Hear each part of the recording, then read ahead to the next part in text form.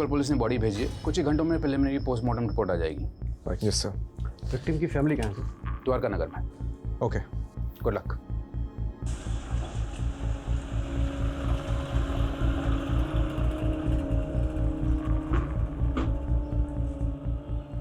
आखिरी बार आपकी समृद्धि से कब बात हुई थी? रात को क्लिनिक से निकलते वक्त उससे बात हुई थी। उसके बाद से उसका फोन स्विच ऑफ आ रहा था। ये क्लिनिक से कैसे आ रही थी? रोज कैब से आती थी। समृद्धि के कॉल रिकॉर्ड्स और कैब की डिटेल्स निकलवाता हूँ। ये समृद्धि जिस क्लिनिक में काम करती थी वो उसी का था? जी। गरीबों का मुफ्त में इलाज करती थी मेरी बेटी, इसलिए उसका क्लिनिक हमेशा घाटे में जाता था। और इस क्लिनिक में उसके साथ और कौन कौन काम करता था? क्या नाम था उस कंपाउंडर का? वो शुक्ला सर। हाँ। ये शुक्ला का नंबर दीजिए। ये समृद्धि का इसके पहले किसी से कोई झगड़ा या लड़ाई हुई थी? वो तो भाभी ने आप लोगों को धक्के मार के घर से बाहर कर दिया, इसलिए आप लोग मेरे पास चले आए अपना प्यार का नाटक कर। समृद्धि का किसी से कोई लड़ाई झगड़ा नहीं था साहब। हम लोग बहुत सीधे साधे लोग हैं। पता नहीं किसने हमारी बच्ची को जैसे ही हमें कोई जानकारी मिलती है हम आपको बताते हैं। ओके, चलो।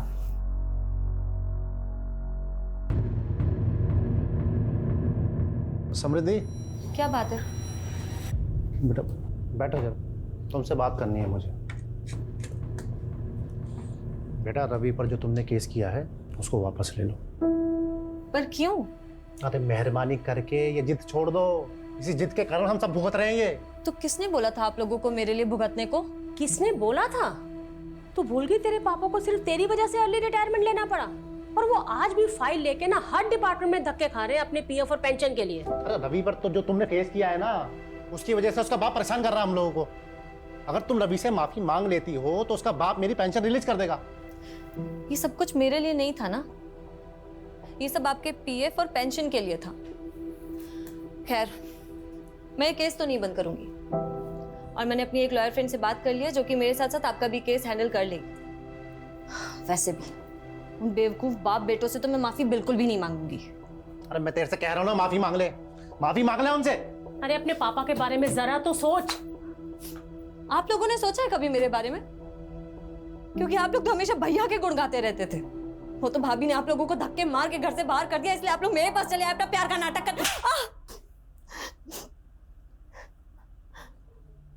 अगर ये गुस्सा आप लोगों ने भैया पर दिखाया होता ना, तो आज ये दिन नहीं आता, और मैं मर भी जाऊंगी ना तो भी ये केस वापस नहीं लूंगी।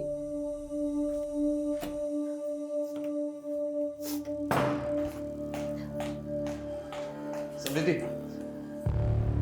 तुम, अब मुझे समझ आया कि मेरे पीठ पीछे मेरे घर वालों को कौन भड़का रहा है। एक बार मेरी बात तो सुन लो। मुझे कुछ नहीं सुनना, और प्लीज मुझे चैन से जीने दो, क्योंकि जब जब तुम यहाँ आते हो ना, मेरे पापा से मेरा झगड़ा होता है। देखो समृद्धि, मैं बस इतना कहने आया हूं, पहले का सब भुलाकर मुझे माफ कर दो बस। तुम मुझे माफ कर दो, और प्लीज भगवान के लिए मुझे अकेला छोड़ दो, समझे? समृद्धि, समृद्धि, एक बार मेरी बात तो सुन लो। बेटा समृद्धि, बेटा बेटा मैं तुमसे माफी मांगता हूँ इसके लिए, है इसे माफ कर दो।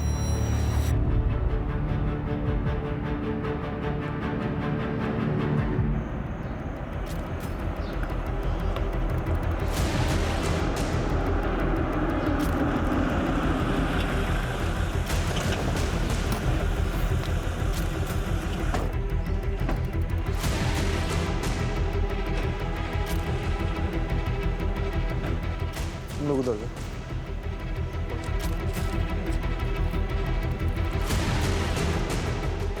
सर सर ये देखिए ब्लड मार्क।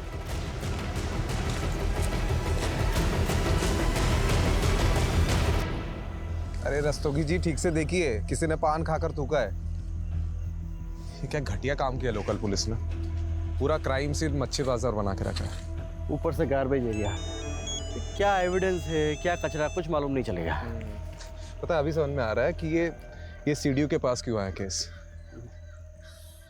ये जब लोकल पुलिस को लगता है कि इनसे नहीं हो पाएगा तो हमें याद कर लेते हैं।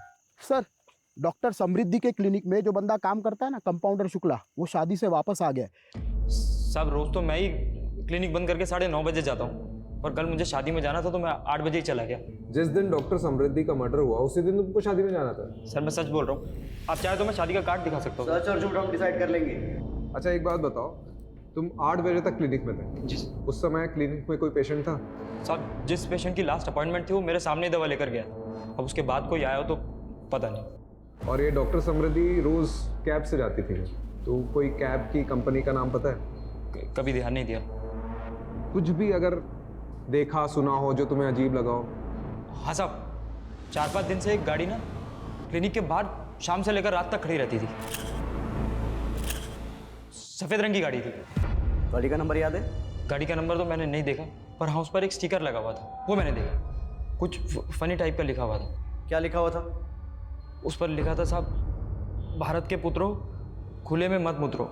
ये स्वच्छता अभियान वाला स्टिकर था।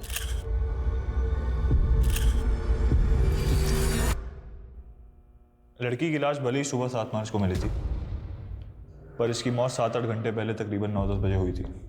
इसकी जैगुलर वेन पे किसी ने मेडिकल प्रिसीजन से वार किया। मतलब जिसने भी ये किया है वो पहले मेडिकल बैकग्राउंड में था।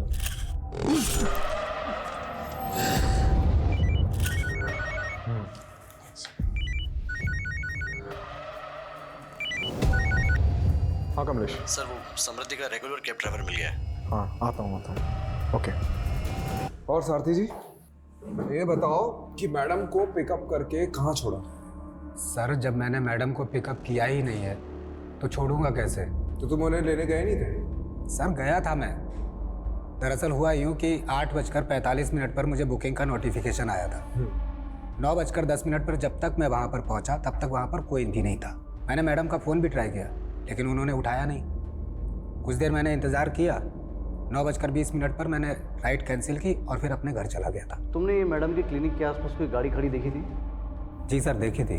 कौन सी? काले रंग की? नहीं सर वो सफ़ेद कलर की थी। अच्छा उसमें कोई स्टिकर दिखा तुम? स्टिकर?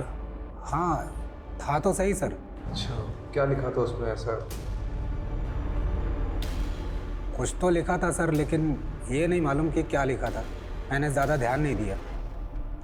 ठीक है आप जा सकते हो। रस्तोगी चलो।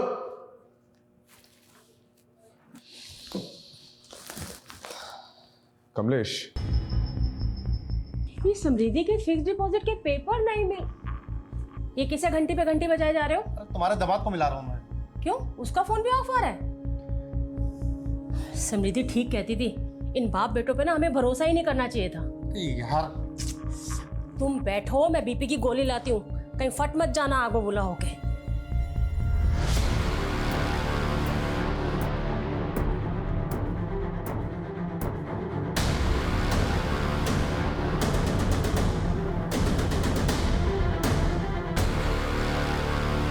सर वो समृद्धि के क्लिनिक के आसपास रहने वाले कई लोगों ने उस सफ़ेद कार को क्लिनिक के सामने देखा है। इसका मतलब सफ़ेद कार सच में? और सर वो जो स्टिकर जिस पर लिखा था कि देश के पुत्रों यहाँ न उतरो, वो नजफगढ़ में लोकेट हुआ है। सर मेरा नाम विनम्र चौधरी, मैं यहाँ कैब मैनेजर हूँ सर। ये भारत के पुत्रों खुले में न उतरो स्टिकर वाली सफ़ेद कार आपकी है? जी सर, मेरी सारी गाड़ियों पे यही स्टिकर है। वारदात की रात आप और आपकी कार कहाँ थे? मैं घर पे ही था सर, टीवी देख रहा था। गाड़ी भी पार्किंग में पार्क थी। तुम्हारा ड्राइवर तो बोल रहा था कि गाड़ी वहां नहीं थी। अच्छा हाँ सर याद आया, सही कहा उसने। दरअसल गाड़ी उस दिन कहीं और पार्क थी। किधर पार्क थी? अब उतना तो याद नहीं सर। दरअसल इतनी गाड़ियां हैं, कौन सी गाड़ी कब कहाँ पार्क कर दी मैं कौन याद रखता है सर। चलो तुम्हारी पार्किंग अब जेल में कर दी। सर मैंने कुछ नहीं किया सर। Sir please. हाँ सर, ये ड्राइवर वाला ब्लफ सही था। डिडक्शन बोलते हैं सर। बता कहाँ था उस रात को? सर गर्लफ्रेंड के साथ। किसकी? मेरी सर, गर्लफ्रेंड के साथ था इसलिए मैंने आप लोगों को झूठ बोला था। कमलेश एक काम कर, उसको वहां पे टांग दे, तब इसका दिमाग ठिकाने आएगा।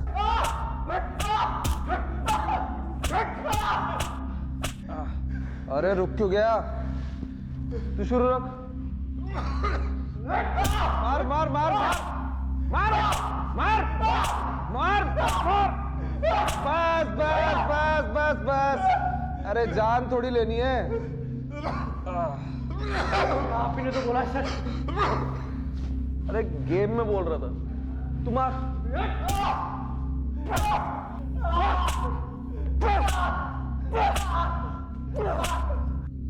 अरे कितना मार खाएगा बोल दे। ओ हैंगिंग गार्डन 6 मार्च की रात को किधर था? हैं? दरिया। क्या? दरिया। दरिया में क्यों डुबकी लगा रहा था? दरियागंज। दरियागंज में किधर? मीना, मीना के पास है। ये मीना कौन है? हाँ? मेरी गर्लफ्रेंड है सर। रोज रोज अलग अलग राह गलाप रहा है। कभी बोल रहा है घर पर था, कभी गर्लफ्रेंड के साथ था। क्या करे सर इसका? रॉकेट लॉन्चर से उड़ा दे। क्या? अरे गेम में बोल रहा था, तो शुरू रख।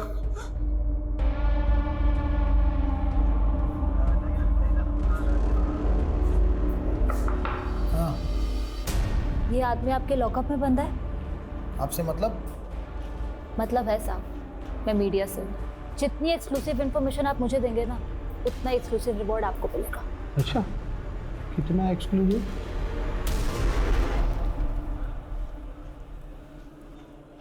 ओ मैडम, ये रखिए, जेल के अंदर डाल दूंगा, वो भी एक्सक्लूसिव, समझे? ये बिमला। अच्छा अच्छा, ये मेरा कार्ड है। अगर आपका मन बदल जाए ना तो मुझे कॉल कर लीजिएगा, और भी मिलेंगे। अरे मैडम रुकिए रुकिए, अरे मैडम आप भी एकदम नाराज हो जाते हैं। कितना एक्सक्लूसिव मिलेगा? सर खबर मिली है कि समृद्धि के पेरेंट्स शहर छोड़ के जा रहे हैं।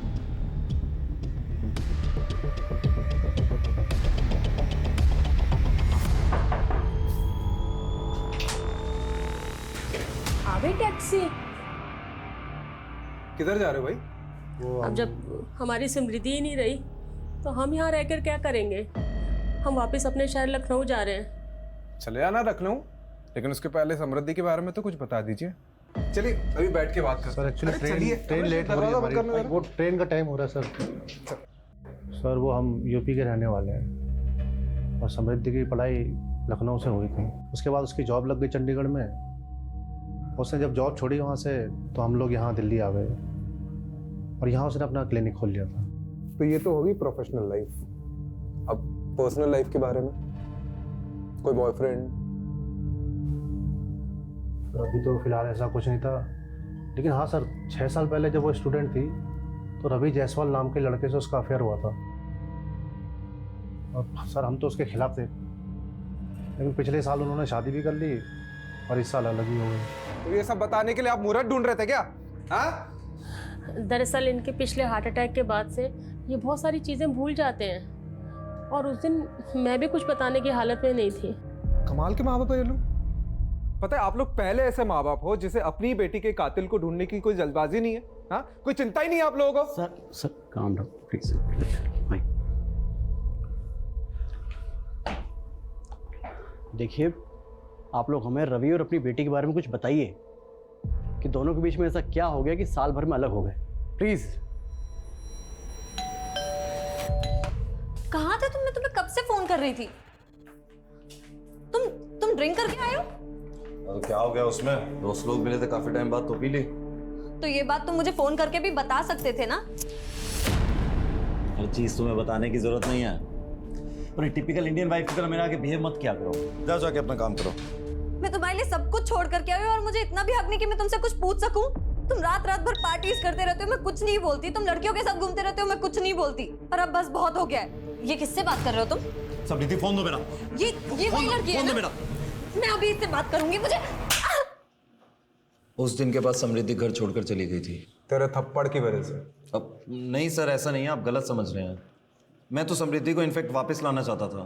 मैंने उससे बात करने की भी बहुत कोशिश की, लेकिन उसने डोमेस्टिक वायलेंस का केस कर दिया था मुझ पर। तुम्हें केस वापस ले रही हो नहीं ले रही हो? नहीं ले रही हूँ। क्या चाहती क्या हो तुम? देखो मैं ये रोज रोज की किचकिच से ना परेशान हो गया हूँ। तुम आराम से मेरी बात सुनो। तुम्हें केस वापस लो, एक नई शुरुआत करते हैं, और अगर नहीं लेना तो डिवोर्स लो, बात खत्म करो बस। मेरे पास एक तीसरा ऑप्शन भी है। तुम्हें तुम्हारी की सजा दिलवाना। तुम्हें पता है तुमने जो मेरे साथ किया उसे लीगल लैंग्वेज में फिजिकल असॉल्ट बोलते हैं। एक थप्पड़ ही तो था, और क्या था? हाँ एक थप्पड़ ही था, पर तुम्हारे उस एक थप्पड़ की वजह से मेरे साथ साथ मेरी पूरी फैमिली सफर कर रही है। तुम्हें पता है तुम्हारे फादर ने मेरे फादर पर अर्ली रिटायरमेंट का प्रेशर डाला और उसके बाद उनका पीएफ और पेंशन भी रुकवा दिया। इन सब के लिए मैं नहीं, तुम जिम्मेदार हो। तुम्हें केस वापस लो, बात खत्म, बस सब कुछ ठीक हो जाएगा। कितने घटिया आदमी हो तुम।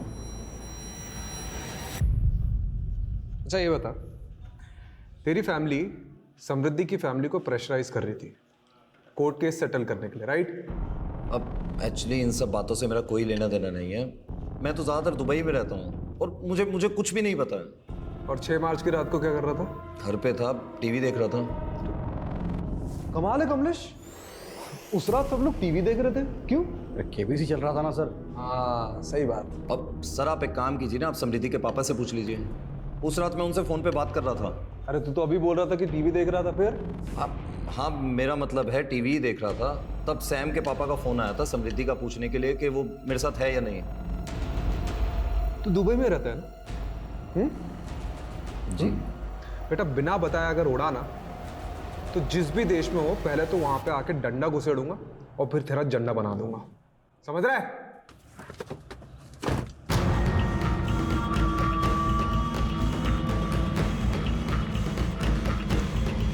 दिल्ली पुलिस के सीडीओ ने एक आदमी को गिरफ्तार किया है बिना सबूत के। सबूत है, मुझे एक पक्की लीड मिली है। कैसी लीड? मेरे इन्फॉर्मर ने बताया कि उसे सेम कार क्राइम लोकेशन पर दिखी है और उसे ऐसा ही मिलता जुलता आदमी भी दिखा है जिसे अभी हमने कस्टडी में लिया। कितना मिलता जुलता राजीव? 80% वेरिफिकेशन है, 20% वो खुद कंफर्म करेगा। 80% verification is not enough, you know that. अगर इंक्वायरी बैठ गई तो हम सब फंसेंगे। नहीं फंसेंगे सर। अजीब एक वाक्या सुनाता हूँ तुम्हें। एक आदमी समुद्र में डूब रहा था। उसने भगवान को पुकारना शुरू कर दिया मदद के लिए। इतने में छोटी सी नाव वहां आई। उसने नाव में बैठने से इनकार कर दिया। उसने बोला कि मेरे भगवान आके मुझे बचाएंगे। उसके बाद एक बड़ी शिप वहां आती है। उसने उस शिप में बैठने से ही मना कर दिया, बोला कि मेरे भगवान आके मुझे बचाएंगे। उसके बाद एक हेलीकॉप्टर वहां आता है। उसने हेलीकॉप्टर को भी टाटा कर दिया, बोला कि मेरे भगवान आके मुझे बचाएंगे। बट ऑफ कोर्स वो डूब गया और मर गया। स्वर्ग में पहुंच के भगवान से उसने पहला प्रश्न यही किया कि भगवान मेरे आखिरी समय में मैंने आपसे मदद की, इतनी गुहार लगाई, फिर भी आपने मुझे बचाया क्यों नहीं? तो भगवान ने बोला बेटा वो छोटी नाव, बड़ी शिप, हेलीकॉप्टर तेरे चच्चा ने भेजा था, मैंने ही भेजा था। वो आप कहना क्या चाह रहे हैं? मैं कहना ये चाह रहा हूँ राजीव कि तुम भी डूबने के कगार पे हो। मैं तुम्हें बचाने की कोशिश कर रहा हूँ। ना ही मैं डूबने वाला हूँ और ना ही किसी को मुझे बचाने की कोशिश करनी पड़ेगी। Rajiv please do me a favour, तुम कुछ मत करो, तुम सिर्फ तैरते रहो। I will handle it. तुम्हारे नाम का शो कॉज नोटिस जारी हुआ है डिपार्टमेंट में। कोई है जिसे तुम्हारे काम करने का तरीका पसंद नहीं है। ओह, तो आपके अलावा और भी है? तुम सिर्फ इंक्वायरी का जवाब देने की तैयारी करो। शिप में भिजवा दूंगा Rajiv. By the way Rajiv, you are very lucky कि तुम्हें मेरे जैसा सीने मिला जो हमेशा तुम्हें डूबते से बचाता रहता है। Don't you think so? धन्यवाद प्रभु। सर विनम्र की बॉडी पर तो चोट के निशान है। उसको इस हालत में छोड़ा तो सीधा मीडिया के पास जाएगा। नहीं छोड़ा तो हमारी लगेगी। क्या करें सर? सोचता हूँ पहले तो मेरे सिर से वो शो कॉज नोटिस की तलवार तो हटने में। सर क्या हो गया रस्तों में? दिन में तारे क्यों दिख रहे हैं? सर हमसे बहुत बड़ी मिस्टेक हो गई। हाँ सुलोचना। बिजी हो? हाँ बोलो ना, काम पे हूँ, बताओ क्या काम है, बताओ।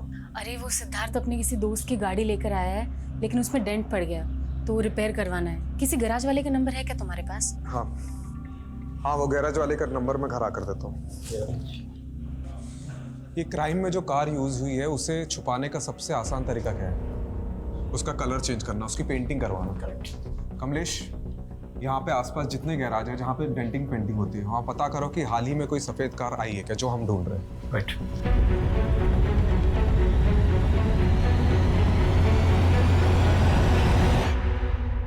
सर वो दुबे का फोन आया था। वो सफेद गाड़ी लाजपत नगर में किसी मंजित की गैरेज में खड़ी है।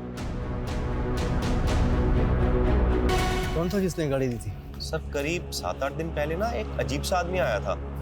उसने गाड़ी का कलर और सीट कवर सब चेंज करने को कहा। अजीब सा आदमी मतलब वो कुछ बड़बड़ा रहा था सर और बस जल्दी में निकल गया। मैंने उसको 40,000 का खर्चा बताया और उसने मुझे 5,000 रुपए दिए। मैंने उसका 5,000 में काम नहीं हो सकता, कम से कम आधी पेमेंट तो एडवांस दो। तो सर बोला कि कल आएगा और गाड़ी ले जाएगा। मैंने भी सोचा जब आकर पैसे देगा तो काम शुरू करेंगे, लेकिन सर वो तो लौटा ही नहीं। कोई फोन नंबर वगैरह लिया उसका? सर नंबर तो लिया था, लेकिन जब मैंने वो ट्राई किया ना तो वो 9 ही अंक है सर। क्या मतलब अरे मोबाइल नंबर 10 अंक का होता है। हाँ साहब जानता हूँ, लेकिन उसने यही नंबर 2 बार बोला और मैंने भी हड़बड़ी में वो चेक नहीं किया जनाब। कार में मिला ब्लड सैंपल समृद्धि के खून से मैच करता है। और हाँ, समृद्धि के स्किन के छोटे छोटे पार्टिकल्स भी मिले। तो कंक्लूजन क्या है? कंक्लूजन यही है कि खून कार में हुआ है, या फिर मारकर उसे उसी कार में ले जाया गया।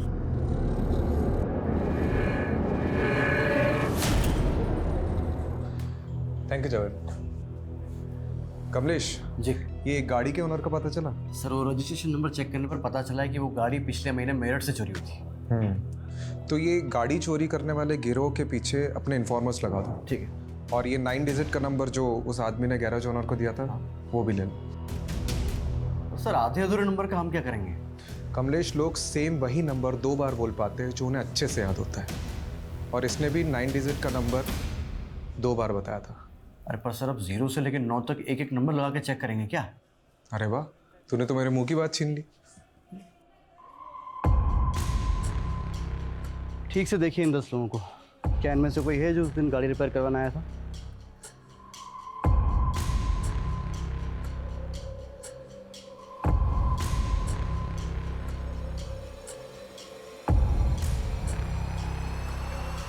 ये भी नहीं सर, इनमें से तो कोई नहीं है। ठीक है, आप जाओ। Thank you sir. काम हो गया।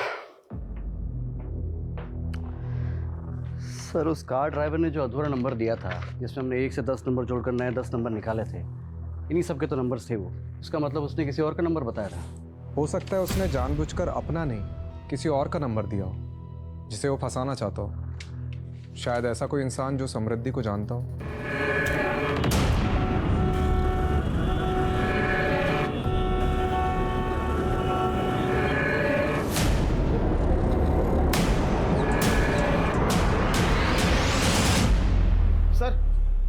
ये आपको कुछ बताना चाहता है। सर मैंने उस दिन आपको पूरा सच नहीं बताया था, मैं बहुत घबरा गया था सर। ठीक है, आराम से बता। सर उस रात जब मैं मैडम को पिकअप करने के लिए गया था ना, तो उनका क्लिनिक बंद था, और जब मैं क्लिनिक से घर की तरफ निकला तो मैंने रास्ते में देखा कि तो आज अचानक से हृदय परिवर्तन कैसे हुआ? कुछ दिन पहले मैंने उस आदमी को दोबारा देखा है। अरे साहब, मैं पुलिस को बताऊं या नहीं सोचकर उस दिन से सो नहीं पा रहा हूं। सर वो खुला घूम रहा है, तो इसलिए मैंने सोचा किसी और की जान को खतरा हो सकता है, तो मैं आप लोगों को बताने आ गया सर। कहाँ दिखा वो आदमी? सर जगतपुरी क्रॉसिंग पे। फिर से देखेगा तो पहचानेगा? अंधेरे में ही पहचान लूंगा सर। रस्तोगी, इसे जगतपुरी ले जाओ और वहाँ पूरे एरिया में ढूंढो। ये जो आदमी बता रहे कहीं ना कहीं तो दिखता होगा।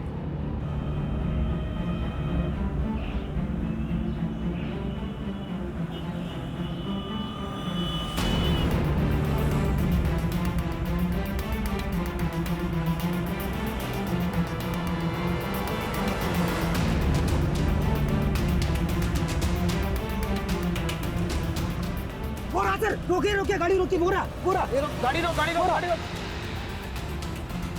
नामी होगी हम सबके। Let him go.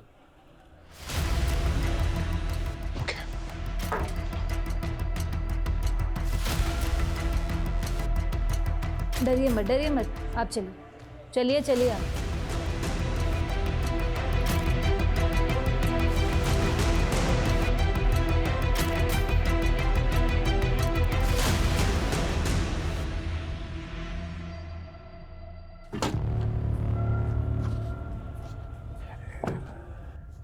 पेपर था।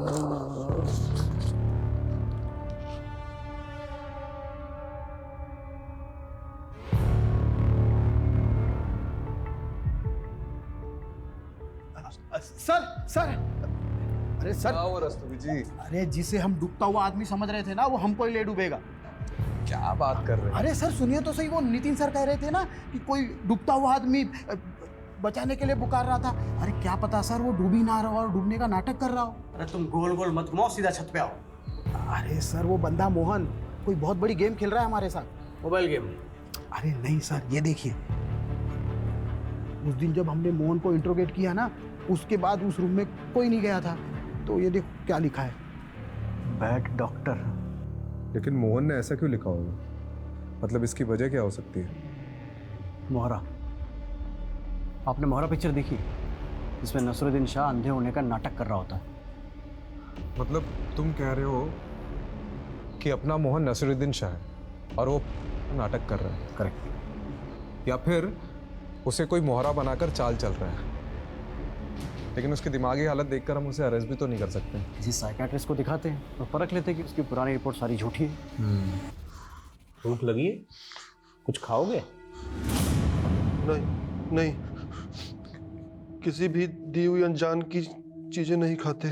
अरे वाह, तुम तो बहुत समझदार हो। किसने बताया तुम्हें ये सब? गायत्री ने बताया। गायत्री कौन?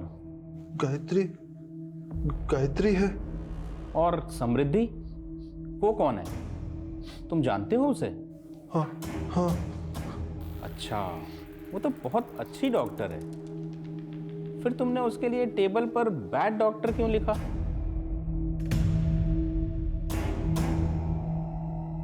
अच्छा ये बताओ, तुमने समृद्धि को क्यों मारा? राजीव, ये सच में मेंटली अनस्टेबल है। और एक बात तो कंफर्म है कि somehow he is involved in the murder. और इतना ही नहीं, इसके बिहेवियर को देखकर ये पता चल रहा है कि इसे किसी ने मैनिपुलेट किया है। मतलब मेरा शक सही था। गायत्री शायद इसकी केयरटेकर होगी। गायत्री ने मना किया है।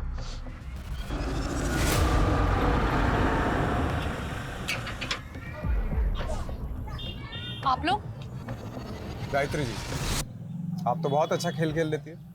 कौन सा खेल? अरे सब बताएंगे, थोड़ा खेल हम भी तो खेल ले। कहाँ जा रही है? अरे गेट बंद करो बाहर का। छोड़ो मेरा, क्या बदतमीजी है ये? छोड़ो। किस खेल की बात कर रहे हैं आप? एक बेगुनाह आदमी को किसी के मर्डर के लिए उकसाने का खेल। ये सब झूठ है। मैंने किसी को नहीं उकसाया और मैंने न्यूज़ में सब देखा है कि आप लोग किस हद तक जाते हैं किसी को मुजरिम साबित करने के लिए। विमला जी, इनको दिखाओ अपनी याद।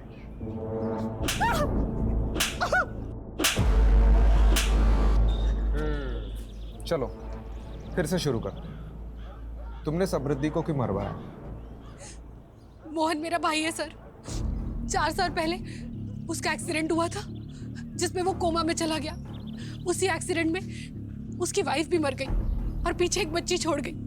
सर मेरे पापा बीमार हैं, 4 साल से कोमा में थे, अभी अभी कोमा से बाहर आए हैं। मोहन को जब होश आया तो उसे कुछ याद नहीं था। उसके इलाज में बहुत खर्चा हो रहा था सर। मैं पाई पाई के लिए मोहताज हो गई थी। उन्हीं दिनों एक आदमी आया जिसने मुझे 10 लाख का ऑफर दिया और मुझे बोला कि मोहन के दिमाग में ये भर दो कि उसकी बीवी की मौत का जिम्मेदार समृद्धि थी। मैंने वैसे ही किया। ये वही है जिसकी वजह से तेरी आज ये हालत है। इसकी वजह से तूने अपना सब कुछ खो दिया, जिंदगी खराब कर दी तेरी मोहन इसने। तू रो मत, तू रो मत। मोहन लेगा बदला? हाँ। और उसके चलते मोहन ने उस रात समृद्धि को मार डाला। और कौन था वो आदमी जिसने 10 लाख रुपए ऑफर किए थे? मैं नहीं जानती सर, लेकिन वो दिल्ली का ही था और हमारे बारे में सब जानता था। उसने मुझे बोला कि समृद्धि अच्छी लड़की नहीं है, इसीलिए वो उसको मरवाना चाहता है। कौन हो सकता है वो आदमी जो समृद्धि के बारे में सब कुछ जानता हो और उसे मरवाना चाहता है? उस पुलिस वाले को मालूम नहीं कि उसका जुरिस्डिक्शन सिर्फ दिल्ली तक है। दुबई में मेरा कोई बाल विभाग का नहीं कर सकता।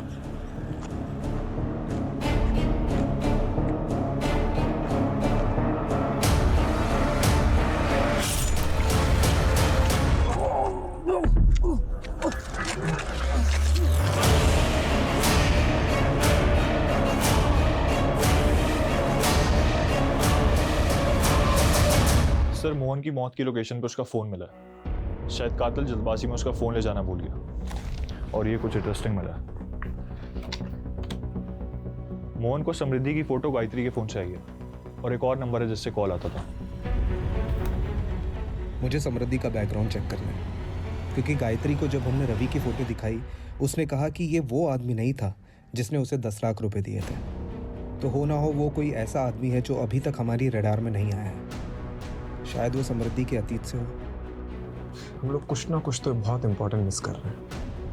गो अहेड। कमलेश जी सर। मोहन के फोन में जो दूसरा नंबर मिला उसे सर्वेलेंस पर रखो। ठीक है। और रस्तोगी जी मेरे साथ चलो। तो कहाँ सर? लखनऊ।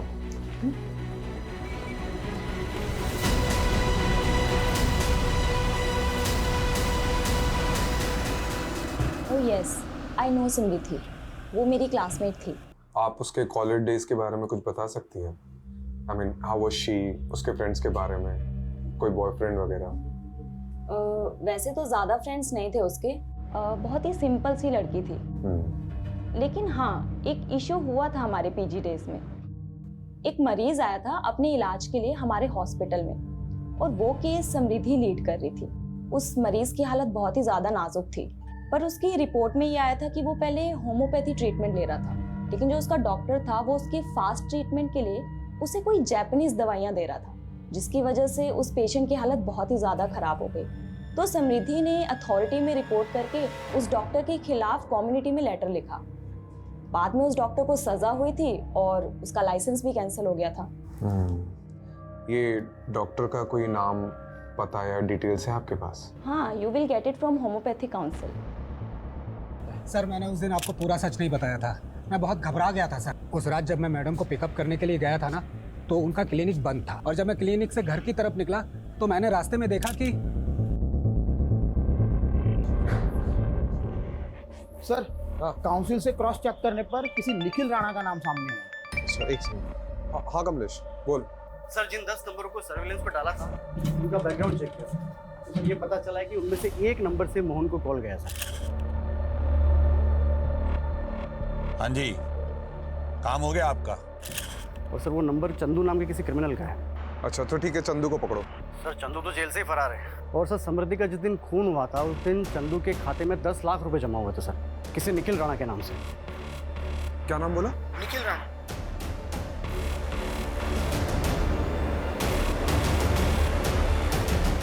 तो निखिल राणा समृद्धि से बहुत सालों से बदलाना चाहते थे ना, उसकी वजह से तुम्हारा मेडिकल लाइसेंस छिन गया था, और मुझे लगता है उसने तुम्हारा पर्दाफाश किया। क्या खाक पर्दाफाश कराया उसने मेरा? Sam is a hypocrite. She was in love with me from school days, पर जैसे ही उसे पता चला कि उसका MBBS में हुआ है और मैंने BHMS लिया है, वैसे ही उसने मुझसे दूरी बनाना चालू कर दिया। उसके बॉयफ्रेंड के बायो में होम्योपैथी उसके स्टेटस के लिए वर्क नहीं करता। तो इतनी सी बात के लिए तुमने उसे मार दिया? और क्या करता?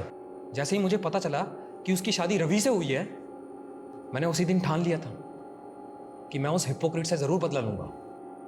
और बाय द वे इतनी सी बात, उसने मेरे करियर का मजाक बना के रख दिया था। वो कहती थी कि मैं लोगों को एलोपैथी की दवाइयां देता हूं, और वो क्या करती थी? वो आयुर्वेदिक की देती थी ना। और मोहन, उस बेचारे का क्या? He was just a collateral damage. मेरे एक पहचान के डॉक्टर का पेशेंट था। कोमा के बाद जब मैंने उसकी हालत देखी तो मैंने सोचा क्यों ना इसको मोहरा बनाया जाए। उन्हीं दिनों एक आदमी आया जिसने मुझे 10 लाख का ऑफर दिया और मुझे बोला कि मोहन के दिमाग में ये भर दो कि उसकी बीवी की मौत का जिम्मेदार समृद्धि थी। कैसे गला काटना है ये भी मैंने ही उसे बताया था।